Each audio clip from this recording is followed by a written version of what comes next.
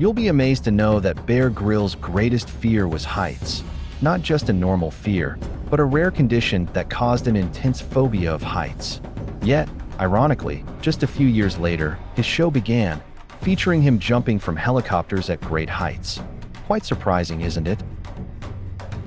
Bear Grylls was a distinguished member of the UK's military special forces, highly skilled in parachuting. In 1996, during a mission in Zambia, he jumped from 16,000 feet. Tragically, his parachute failed to deploy properly. Although he opened it during the jump, it didn't catch the air correctly, causing him to plummet rapidly. Realizing the parachute wasn't working, Bear struggled to get it to open fully. Despite his efforts, he crashed into the ground, colliding with rocks and trees. After the fall, Bear sustained severe injuries to his back, but remained conscious, unable to move, writhing in excruciating pain on the ground. He clung to the hope that his companions would rescue him. The pain grew so unbearable that he later said death would have been preferable to enduring it. After lying there for some time, his teammates found him and rushed him to a hospital in Africa. When doctors administered an injection, the pain began to subside slightly, giving him hope of recovery. However, the doctors delivered devastating news. At 31 years old, Bear would never walk again. His X-ray revealed that 3 of his vertebrae were not just broken, but practically pulverized. Unable to move even slightly, Bear described the years spent in the hospital piecing his bones back together as more painful than the fall itself. Lying in the hospital bed, he was consumed by thoughts that he might never recover, and his will to live began to fade. His lifelong passion for exploring new places and embarking on adventurous journeys seemed lost forever. Haunted by these thoughts, Bear spent sleepless nights gripped by despair and even began to hate himself. 2 months passed with no signs of improvement. Instead, his pain worsened and his body continued to deteriorate. Depression overwhelmed him, and even small things would bring him to tears.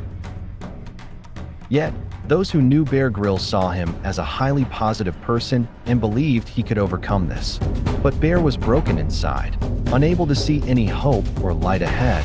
His dreams shattered. One night, lying in bed, he stared at a dusty picture of the Himalayas hanging on the wall, a dream he and his father had shared since childhood.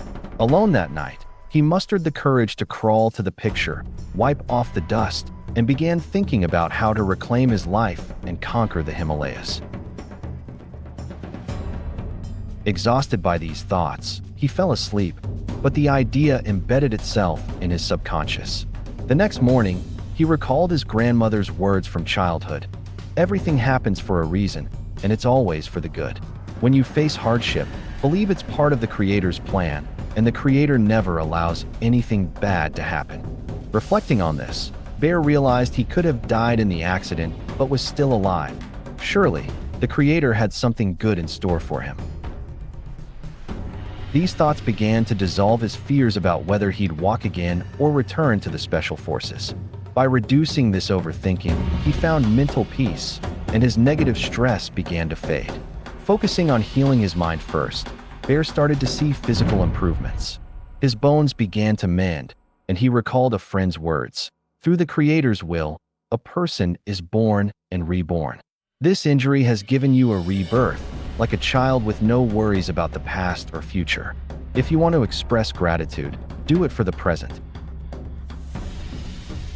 Bear often said life rarely gives second chances, and when it does, we must be grateful. Holding a picture of Mount Everest, he vowed to climb it once he recovered. During his darkest moments of depression, his greatest achievement was setting this goal. Despite being unable to walk, he resolved to conquer Everest. He began telling those around him about his dream, though they didn't take him seriously. But Bear was determined. His mind and body aligned toward this goal, working together to heal him. 3 months after the accident, his pain began to lessen, and 8 months later, he was discharged from the hospital. Within a year, he made a full recovery. Though doctors advised against resuming military training, Bear needed funds to pursue his dream, which required $2.5 million in expenses and additional training costs for Everest. He applied for sponsorships from hundreds of companies, but all rejected him. Undeterred, he persisted until an armed forces charity agreed to support him. 18 months after the horrific accident, on May 16, 1998, Bear fulfilled his childhood dream by summiting Mount Everest. The journey was far from easy. He witnessed 4 of his companions die and narrowly escaped death himself twice. As the youngest Briton to conquer Everest, he gained widespread recognition, leading to invitations to seminars and documentaries.